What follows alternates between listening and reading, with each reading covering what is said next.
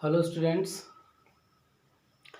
आपण motion in a straight line हा chapter शिकत आहोत आणि या चॅप्टरमध्ये आपण आतापर्यंत स्पीड आणि वेलॉसिटीमध्ये काय फरक असतो हे आपण पाहिलेलं आहे. मग आता स्पीड आणि वेलॉसिटी ह्या ज्या दोन टर्म्स आहेत, ह्या ज्या दोन फिजिकल क्वांटिटीज आहेत, ह्या आपल्याला सारख्याच वाटतात. ठीक आहे, पण स्पीड आणि वेलॉसिटी आपण बघितलं आहे की ज्यावेळेस आपण स्पीड म्हणतो त्यावेळेस त्या स्पीड कशामुळे स्पेसिफाय होतो? त्याच्या मॅग्निट्यूडमुळं. म्हणजे स्पीड स्पेसिफाय करण्यासाठी फक्त मॅग्निट्यूडची आवश्यकता असते. इथं डायरेक्शनचं काहीच काम नसते. It has no direction. ठीक आहे, त्याच्यामुळं स्पीड ही जी क्वांटिटी आहे ही कोणती क्वांटिटी आहे? ही स्केलर क्वांटिटी आहे. पण ज्यावेळेस आपण वेलॉसिटी म्हणतो त्यावेळेस ही वेलॉसिटी स्पेसिफाय करण्यासाठी मॅग्निट्यूड त्याचबरोबर काय पाहिजे असते? डायरेक्शन पाहिजे असते, तरच त्याला आपण वेलॉसिटी म्हणतो. आणि ही जी वेलॉसिटी आहे ही कोणती क्वांटिटी आहे? Vector quantity. म्हणजे आपल्याला दोन क्वांटिटीमध्ये स्पीड ही फिजिकल क्वांटिटी आहे, वेलॉसिटी ही सुद्धा फिजिकल क्वांटिटी आहे. तर या दोन फिजिकल क्वांटिटीमध्ये फरक एवढा आहे की एक स्केलर क्वांटिटी आहे ती म्हणजे स्पीड आणि दुसरी ही वेक्टर क्वांटिटी आहे ती म्हणजे वेलॉसिटी. कारण हे याआधीच आपण बघितलंय की स्केलर क्वांटिटी म्हणजे काय, वेक्टर क्वांटिटी म्हणजे काय. तर स्पीड पूर्ण डिस्क्राईब करण्यासाठी आपण मॅग्निट्यूड वापरतो. इथं मॅग्निट्यूडचा अर्थ तुम्हाला सांगितलाय की त्याची युनिट. स्पीड ज्यावेळेस आपण स्पेसिफाय करतो त्यावेळेस डायरेक्शन महत्त्वाचं नसतं. ठीक आहे, फक्त काय महत्त्वाचं असतं? त्याचं मॅग्निट्यूड, त्याचं युनिट. पण ज्यावेळेस आपण वेलॉसिटी डिराईव्ह करतो किंवा वेलॉसिटी आपल्याला कम्प्लीट डिराईव्ह करायची असेल, एक्सप्लेन करायची असेल, तर आपल्याला तर मॅग्निट्यूडची गरज आहेच, परंतु त्याच्यासोबत काय लागेल? आपल्याला डायरेक्शन लागेल. म्हणूनच वेलॉसिटी कोणती क्वांटिटी आहे? वेक्टर. तर इथपर्यंत आपण आपले कन्सेप्ट क्लिअर केले होते की स्पीड ही स्केलर क्वांटिटी आहे आणि वेलॉसिटी ही वेक्टर क्वांटिटी आहे. हा या दोघांमधला फरक आहे. ठीक आहे, पण मुलांना नेहमी कन्फ्युजन मध्ये टाकणारा एक आणखीन कन्सेप्ट आहे जो स्पीड आणि वेलॉसिटीशी संबंधित आहे. बघा, तो कन्सेप्ट म्हणजे ॲव्हरेज स्पीड आणि ॲव्हरेज वेलॉसिटी. आता साधारणतः मुलांना ॲव्हरेज स्पीड आणि ॲव्हरेज वेलॉसिटी यातला थोडासा डिफरन्स जर क्लिअर झाला तर तुम्ही याच्यावरचे प्रॉब्लेम इझिलीरित्या सॉल्व्ह करू शकता. आज आपल्याला तेच बघायचं आहे की दोन या कन्सेप्टमध्ये ॲव्हरेज स्पीडमध्ये आणि ॲव्हरेज वेलॉसिटीमध्ये नेमका फरक काय आहे आणि कोणत्या पद्धतीनं आपण कॅल्क्युलेट करून ॲव्हरेज स्पीड आणि ॲव्हरेज वेलॉसिटी काढू शकतो. असं बऱ्याचदा होतं की MCQ याच्यावरती पडल्यानंतर मुलं कन्फ्यूज होतात की ॲव्हरेज स्पीड कशी काढायची आणि ॲव्हरेज वेलॉसिटी कशी काढायची.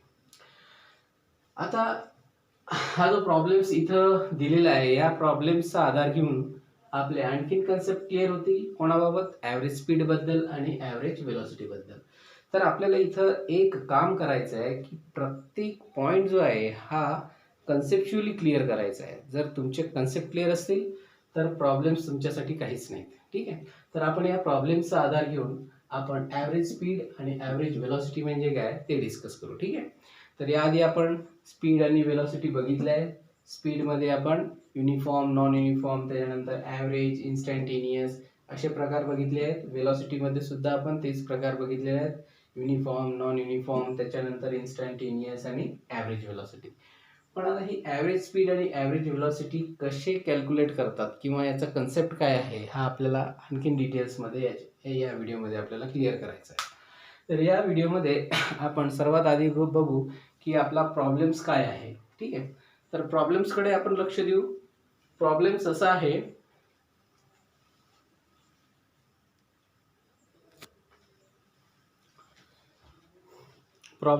आहे की a runner runs 100 metre in 10 seconds. आता या प्रॉब्लेम मध्ये एक रनर आहे जो रनिंग करत आहे आणि त्यानं किती डिस्टन्स कव्हर केलेलं आहे? 100 मीटर, आणि त्याला लागणारा वेळ किती? 10 सेकंद. तर आपण इथं सर्वात आधी एक काम करूया की या रनरची ॲव्हरेज स्पीड किती आहे ते आपल्याला काढू. म्हणजे सर्वात आधी आपण कोणता कन्सेप्ट क्लिअर करू, ॲव्हरेज स्पीडचा.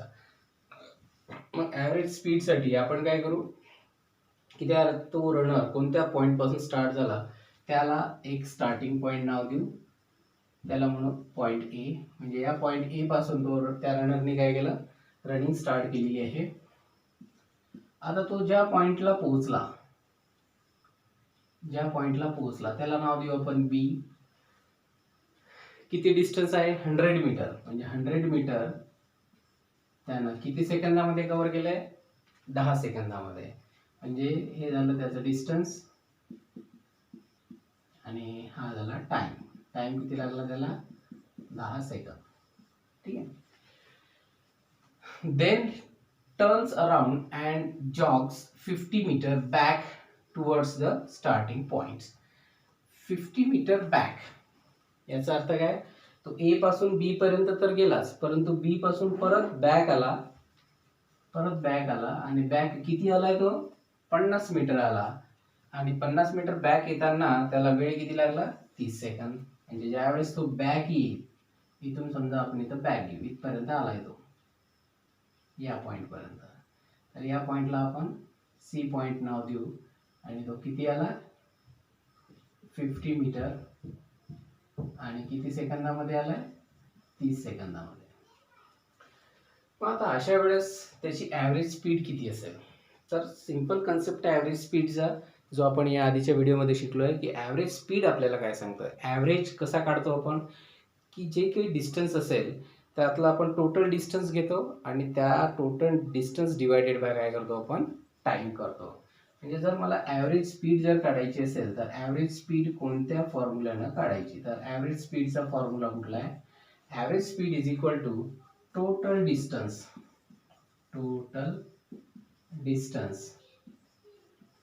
Upon total time. हा बेसिक फॉर्म्युला आपण कशासाठी वापरतो, ॲव्हरेज स्पीड काढण्यासाठी. जे काही तुमचं डिस्टन्स असेल ते टोटल डिस्टन्स घ्यायचं, त्याला डिवायडेड बाय टोटल टाइम घ्यायचा. आता इथं टोटल डिस्टन्स किती ट्रॅव्हल केलाय त्या रनरनी बघा. सुरुवातीला तो ए पॉइंटला होता आणि ए पॉइंट पासून कुठे गेला, तो बी पॉइंटला गेला. म्हणजे त्याचं टोटल जे डिस्टन्स झालं ते टोटल डिस्टन्स किती आहे, तर टोटल डिस्टन्स त्याचं किती आहे, ए पासून बी ला ज्यावेळेस गेला तो त्यावेळेस त्याने डिस्टन्स किती कव्हर केला, 100 मीटर. परंतु बी पासून परत तो काय झाला, बॅकवर्ड डायरेक्शनला आला. ठीक आहे, किती आला पण, 50 मीटर. म्हणजे त्याच्या या 100 मीटर मध्ये आपल्याला काय करावं लागेल, 50 मीटर ऍड करावं लागते. म्हणजे टोटल जे डिस्टन्स आहे ते किती ट्रॅव्हल केले त्यानं, 150 मीटर है ना. ए टू बी किती आला, 100 मीटर. पण बी पासून तो परत कुठं आला, मागं आला, बॅक डायरेक्शनला आला. किती आला पण, 50 मीटर.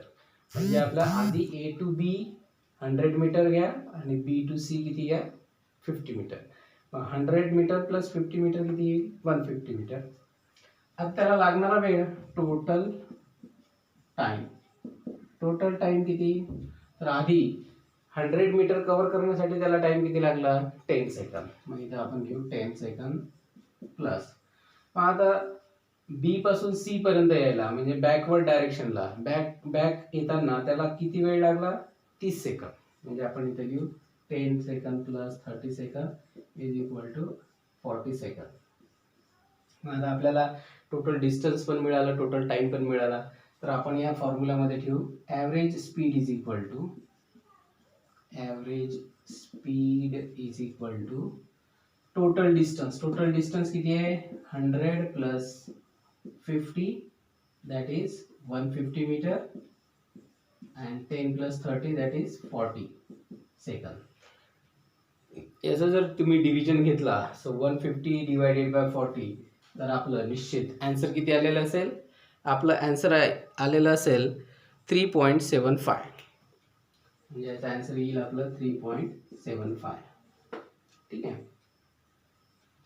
डिव्हिजन या 4 जर 15ला भागितलं तर 3.75 आपला आन्सर यायला पाहिजे. आता हे जे स्पीड आहे, स्पीड कशामध्ये मोजतो आपण, हे मीटर पर सेकंद मध्ये मोजतो आपण. म्हणजे आपल्याला ॲव्हरेज स्पीड किती मिळाली, इथं ॲव्हरेज स्पीड मिळाली 150/40. So 150/40 means what, 3.75. तर तुला ॲव्हरेज स्पीड लक्षात आलं असेल की ॲव्हरेज स्पीड कशी काढतात. ॲव्हरेज स्पीड काढण्यासाठी सरळ सरळ त्या ऑब्जेक्टनी टोटल डिस्टन्स किती ट्रॅव्हल केलं आहे आणि त्याला डिवायडेड बाय त्याला ते डिस्टन्स कव्हर करायला ट्रॅव्हल करायला टोटल टाईम किती लागला आहे. ह्या कन्सेप्टनं जर गेलं तर तुम्हाला ॲव्हरेज स्पीड काढता येईल. म्हणजे आपली ॲव्हरेज स्पीड जी आलेली आहे ती ॲव्हरेज स्पीड आपली किती आलेली आहे, ती आलेली आहे 3.75 मीटर पर सेकंद. आता ॲव्हरेज व्हेलॉसिटी कशी काढायची ते आपल्याला बघायचं आहे. म्हणजे नेमकं तुम्हाला ॲव्हरेज स्पीड आणि ॲव्हरेज व्हेलॉसिटीचा फरक लक्षात येईल. तर मला तरी वाटतं की ॲव्हरेज स्पीड काढण्यामध्ये कुणालाही प्रॉब्लेम येणार नाही, कारण ॲव्हरेज स्पीड काढण्यासाठी फक्त डोक्यात एकच फॉर्म्युला ठेवायचा, तो म्हणजे total distance upon total time. ठीक आहे. मग आता हा फॉर्म्युला वापरल्यानंतर आपल्याला ॲव्हरेज स्पीड मिळेल. आता आपल्याला काढायचं आहे ॲव्हरेज व्हेलॉसिटी. मग ॲव्हरेज व्हेलॉसिटीसाठी नेमकं काय करावं लागेल आपल्याला, ॲव्हरेज व्हेलॉसिटी काढण्यासाठी काय करावं लागेल, तर आपल्याला ॲव्हरेज व्हेलॉसिटीसाठी त्याचा एक फॉर्म्युला आपल्याला यूज करावा लागेल. आणि तो फॉर्म्युला कुठला आहे, तो फॉर्म्युला आहे total displacement upon total time. आता आपण इथे एक उदाहरण घेतलं होतं, फ्रॉम ए टू बी. त्याचं डिस्टन्स किती होतं, 100, आणि त्याला लागणारा जो काही वेळ होता तो किती होता, 10 सेकंद. तो ए पासून बी ला गेल्यानंतर बी पासून परत रिव्हर्स डायरेक्शनला आला, बॅकवर्ड डायरेक्शनला आला आणि 50 मीटर त्याने डिस्टन्स ट्रॅव्हल केला होता आणि त्याला लागणारा वेळ किती होता, 30 सेकंद. आता अशा वेळेस सर्वात आधी प्रश्न पडतो की ॲव्हरेज व्हेलॉसिटी काढतात कशी. तर ॲव्हरेज व्हेलॉसिटीसाठी तुम्हाला काय घ्यावं लागेल, ज्यावेळेस तुम्ही व्हेलॉसिटी घेता त्यावेळेस तुम्हाला निश्चित कोणतीही फिजिकल क्वांटिटी घ्यावं लागेल, डिस्प्लेसमेंट. पण कोणतं displacement, that is total displacement upon total time. मग total displacement upon total time जर घेतल्यानंतर या केसमध्ये तुम्हाला डिस्प्लेसमेंट किती झालंय त्या रनरचं ते काढणं फार आवश्यक आहे. तर डिस्प्लेसमेंट काढताना सर्वात आधी लक्षात घ्या की डिस्प्लेसमेंट म्हणजे काय. तर डिस्प्लेसमेंटचा अर्थ तुम्हाला शिकवला होता की डिस्प्लेसमेंट म्हणजे काय. डिस्प्लेसमेंट म्हणजे की shortest distance between initial and final position. मग आता आपल्याला सगळ्यात इनिशियल पोझिशन रनरची कोणती आहे, ए. इनिशियल म्हणजे काय, जिथून त्या रनरनं स्टार्ट केलंय, रनिंग स्टार्ट केली.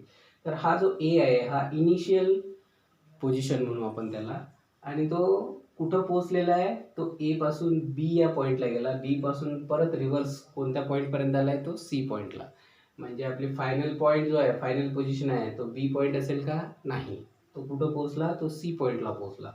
म्हणजे इथं हा जो ए पॉईंट आहे, तर या ए पॉईंटला आपण काय म्हणू, या ए पॉईंटला म्हणू आपण इनिशियल पोझिशन. आणि सी पॉईंटला काय म्हणू आपण, फायनल पोझिशन. ठीक आहे ना. मग डिस्प्लेसमेंट म्हणजे काय शिकलो आपण, डिस्प्लेसमेंट म्हणजे शिकलो आपण shortest distance between initial position and final position. म्हणजे इनिशियल आणि फायनल पोझिशन मधलं जे शॉर्टेस्ट डिस्टन्स असेल त्या शॉर्टेस्ट डिस्टन्सलाच आपण काय म्हणतो, डिस्प्लेसमेंट म्हणतो. मग आता तो ए पासून बी ला गेला किती मीटर, 100 मीटर. परत तो 50 मीटर बॅकवर्ड डायरेक्शनला आला. ठीक आहे. म्हणजे टोटल डिस्टन्स किती झालं, 100 प्लस 50, 150 मीटर.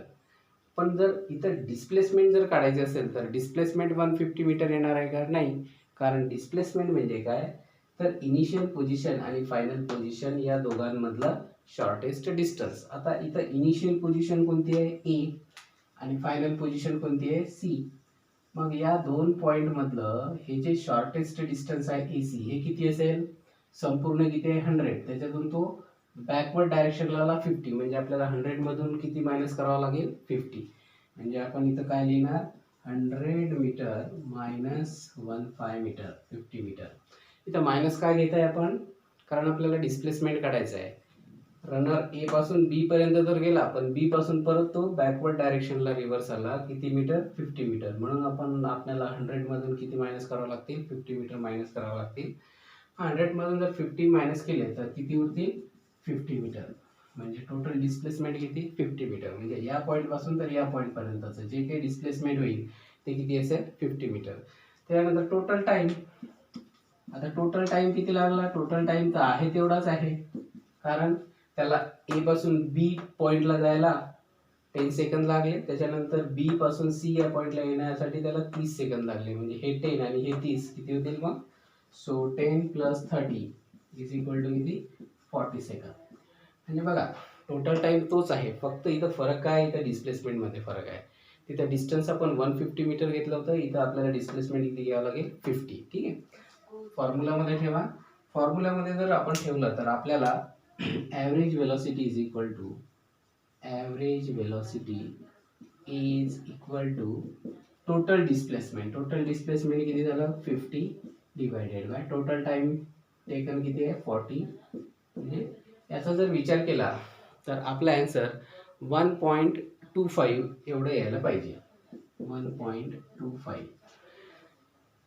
5/4. 5/4 म्हणजे काय? तर 5/4 म्हणजे 1.25. आता ही झाली वेलोसिटी.